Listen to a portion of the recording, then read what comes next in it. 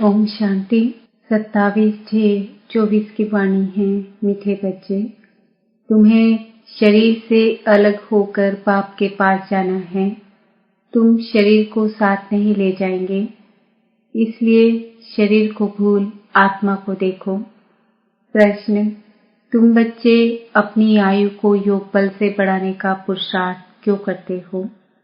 उत्तर: क्योंकि तुम्हारी दिल होती है कि हम बाप द्वारा सब कुछ इस जन्म में जान जाएं, बाप द्वारा सब कुछ सुन लें, इसलिए तुम योग बल से अपनी आयु को बढ़ाने का पुरुषार्थ करते हो। अभी ही तुम्हें बाप से प्यार मिलता है, ऐसा प्यार फिर सारे कल्प में नहीं मिल सकता। बाकी जो शरीर छोड़कर चले गए उनके लिए कहेंगे ड्रामा, उनका इतना ही पार्ट था। ओम शांति। बच्चे जन्म जन्मांतर और सत्संगों में गए हैं और यहाँ भी आए हैं। वास्तव में इसको भी सत्संग कहा जाता है। सत का संग तारे बच्चों के दिल में आता है। हम पहले भक्ति मार्ग के सत्संगों में जाते थे और अभी यहाँ बैठे हैं। रात दिन का फर्क भासता है। यहाँ पहले पहले तो बाप का प्यार मिलता है, फिर बाप को बच्चों का प्यार मिलता है। अभी इस जन्म में तुम्हारी चेंज हो रही है। तुम बच्चे समझ गए हो, हम आत्मा है न कि शरीर। शरीर नहीं कहेगा कि हमारी आत्मा, आत्मा कह सकती है हमारा शरीर। अब बच्चे समझते हैं, जन्म जन्मांतर तो वह साधु संत महात्मा आदि करते आए। आजकल फिर फैशन पड़ा है, साईं बाबा मेहर बाबा, वह भी सब जिस्मानी हो गए। जिस्मानी प्यार में तो सुख होता ही नहीं है। अभी तुम बच्चों का है रूहानी प्यार। रात दिन का फर्क है। यहाँ तुमको समझ मिलती है, वहाँ तो बिल्कुल बेसमझ है। तुम अभी समझते हो, बाबा आकर के हमको पढ़ाते हैं। वह सबका बाप है। मेल तथा फीमेल सब अपने को आत्मा समझते हैं। बाबा बुलाते भी हैं, है बच्चों। बच्चे भी रिस्पॉन्स करेंगे। यह है बाप और बच्चों का मेला। बच्चे जानते हैं यह बाप और बच्चों का, आत्मा और परमात्मा का मेला एक ही बार होता है। बच्चे बाबा बाबा कहते रहेंगे। बाबा अक्षर बहुत मीठा है। बाबा कहने से ही वर्षा याद आएगा। तुम छोटे तो नहीं हो। बाप की समझ बच्चे को जल्दी पड़ती है। बाबा से क्या वर्षा मिलता है, वह छोटा बच्चा तो समझ ना सके। यहाँ तुम जानते हो कि हम बाबा के पास आए हैं। बाबा कहते हैं, हे बच्चों, तो इसमें सब बच्चे आ गए। सब आत्माएं घर से यहाँ आती है पाठ बजाने। कौन कब पाठ बजाने आते हैं यह भी बुद्धि में है। सबके सेक्शन अलग अलग है जहाँ से आते हैं। फिर पिछाड़ी में सब अपने अपने सेक्शन में जाते हैं। यह भी सब ड्रामा में नूर है। बाप किसको भेजते नहीं हैं, ऑटोमेटिकली यह ड्रामा बना हुआ है। हर एक अपने अपने धर्म में आते रहते हैं। बुद्ध का धर्म स्थापन हुआ नहीं है तो कोई उस धर्म का आएगा नहीं। पहले पहले सूर्यवंशी चंद्रवंशी ही आते हैं। जो बाप से अच्छी रीति पढ़ते हैं वही नंबर 5 सूर्यवंशी चंद्रवंशी में शरीर लेते हैं। वहाँ विकार की तो बात नहीं। योग बल से आत्मा आकर गर्भ में प्रवेश करती है। उससे समझेंगे कि मेरी आत्मा इस शरीर में जाकर प्रवेश करेगी। बूढ़े समझते हैं हमारी आत्मा योग बल से जाकर यह शरीर लेगी। मेरी आत्मा अब पुनर्जन्म लेती है। वह पाप भी समझते हैं हमारे पास बच्चा आया है, बच्चे की आत्मा आ रही है जिसका साक्षात्कार होता है। वह अपने लिए समझते हैं हम जाकर दूसरे शरीर में प्रवेश करते हैं। यह भी विचार उठते हैं ना, जरूर वहाँ का कायदा होगा, बच्चा किस आयु में आएगा, वहाँ तो सब रेगुलर चलता है ना, वह तो आगे चल महसूस होगा, सब मालूम पड़ेगा। ऐसे तो नहीं 15-20 वर्ष में कोई बच्चा होगा जैसे यहाँ होता है। नहीं, वहाँ आयु 150 वर्ष की होती है, तो बच्चा तब आएगा जब आधा लाइफ से थोड़ा आगे होंगे। उस समय बच्चा आता है क्योंकि वहाँ आयु बड़ी होती है। एक ही तो बच्चा आना होता है, फिर बच्ची भी आनी है, कायदा होगा। पहले बच्चे की, फिर बच्चे की आत्मा आती है। विवेक कहता है पहले बच्चा आना चाहिए, पहले मेल पीछे फीमेल। 8-10 वर्ष देरी से आएंगे।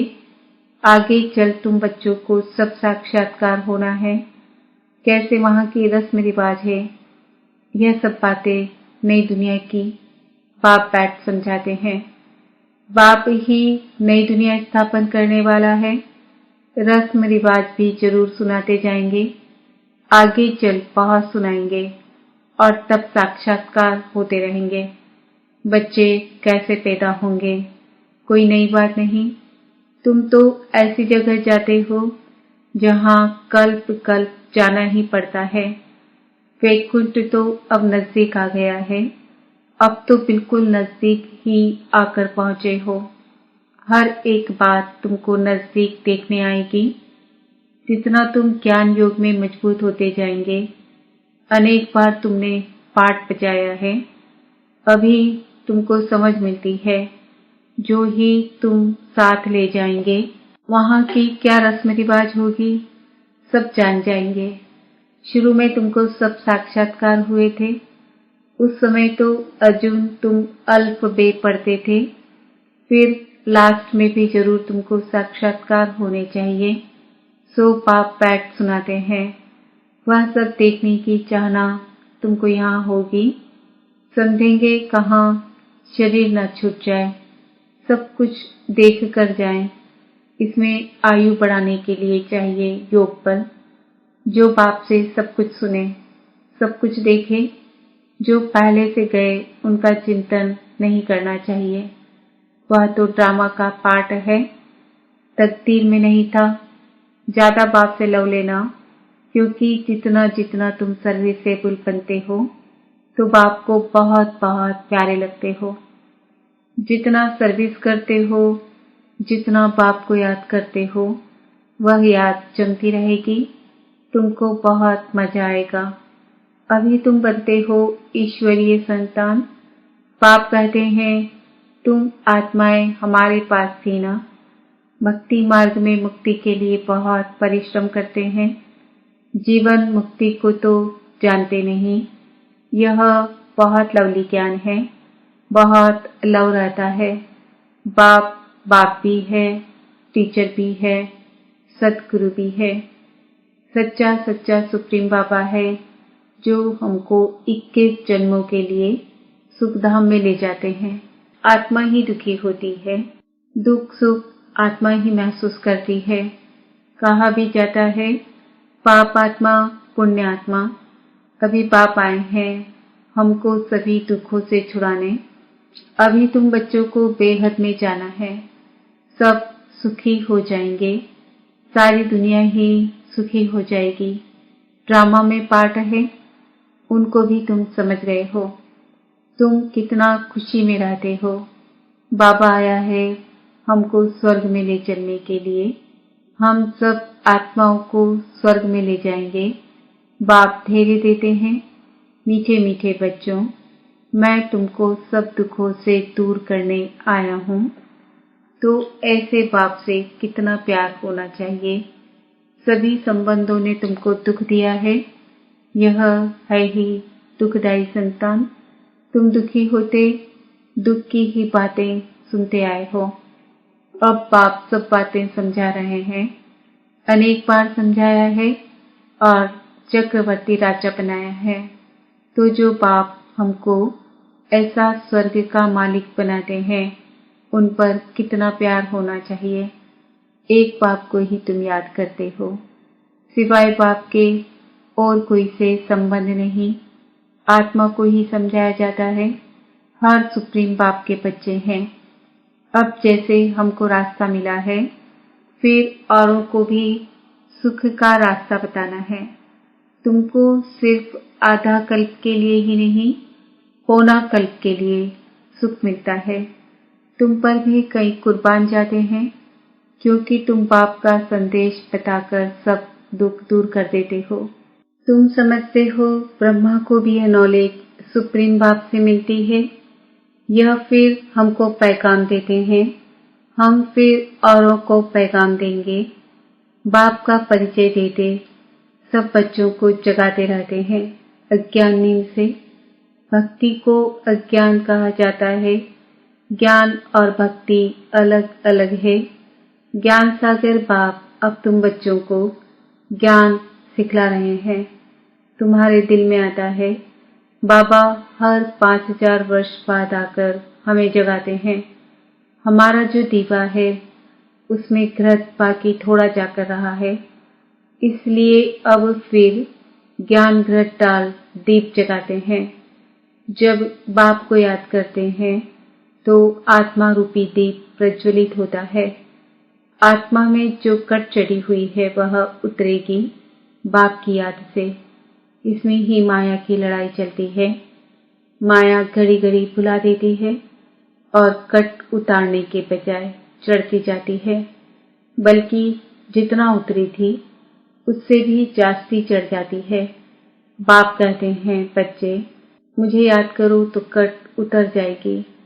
इसमें मेहनत है। शरीर की कशिश न हो, देही अभिमानी बनो।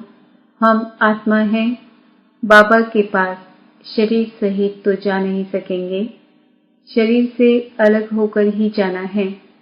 आत्मा को देखने से कट उतरेगी, शरीर को देखने से कट चढ़ती है। कभी चढ़ती कभी उतरती, यह चलता रहता है। कभी नीचे कभी ऊपर, बड़ा नाजुक रास्ता है। यह होते होते पिछाड़ी में कर्मातीत अवस्था को पाते हैं। मुख्य हर बात में आंखें ही धोखा देती है, इसलिए शरीर को न देखो। हमारी बुद्धि शांति धाम सुख धाम में लटकी हुई है और दैवी गुण भी धारण करने हैं। भोजन भी शुद्ध खाना है, देवताओं का पवित्र भोजन है। वैष्णव अक्षर विष्णु से निकला है। देवता कभी गंदी चीज थोड़े ही खाते होंगे। अब लक्ष्मी नारायण तो शाकाहारी ठहरे, उनको 4 पूजा होनी नहीं चाहिए। विष्णु का मंदिर है जिसको नर नारायण भी कहते हैं। अब लक्ष्मी नारायण तो शाकाहारी ठहरे, उनको 4 पूजा होनी नहीं चाहिए, परंतु भक्ति मार्ग में उनको भी 4 भुजा दी है। इसको कहा जाता है बेहद का अज्ञान। समझते नहीं कि 4 भुजा वाला कोई मनुष्य तो हो नहीं सकता। सतयुग में 2 भुजा वाले होते हैं। ब्रह्मा को भी 2 भुजाएं हैं। ब्रह्मा की बेटी सरस्वती, उनको फिर मिलाकर 4 भुजा दी है। अब सरस्वती कोई ब्रह्मा की स्त्री नहीं है, यह तो प्रजापिता ब्रह्मा की बेटी है। जितने बच्चे एडॉप्ट होते जाते हैं उतनी इनकी भुजाएं बढ़ती जाती है। ब्रह्मा की ही 108 भुजाएं कहते हैं, विष्णु व शंकर की नहीं कहेंगे। ब्रह्मा की भुजाएं बहुत है। भक्ति मार्ग में तो कुछ समझ नहीं। बाप आकर बच्चों को समझाते हैं। तुम कहते हो बाबा ने आकर हमको समझदार बनाया है। मनुष्य कहते हैं हम शिव के भक्त हैं। अच्छा, तुम शिव को क्या समझते हो? अभी तुम समझते हो शिव बाबा सब आत्माओं का बाप है, इसलिए उनकी पूजा करते हैं। मुख्य बात बाप कहते हैं, मामेकम याद करो, तुमने बुलाया भी है पतित पावन, आकर हमको पावन बनाओ।